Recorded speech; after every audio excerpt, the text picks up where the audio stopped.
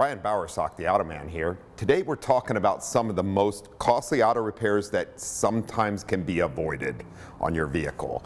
And usually what it comes down to is getting the vehicle inspected regularly by a qualified technician at a quality facility, to be honest with you.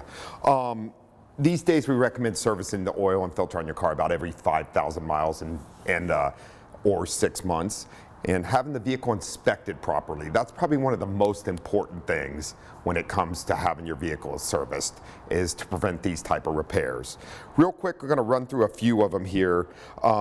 One of them is tires. Tires are extremely expensive, and if you're having suspension or component problems as far as that goes, we're going to talk about a couple things here. Anything from worn shocks and struts to damaged components such as tie rod ends, ball joints that allow the alignment of the vehicle to come out can definitely tear and wear cars' tires badly.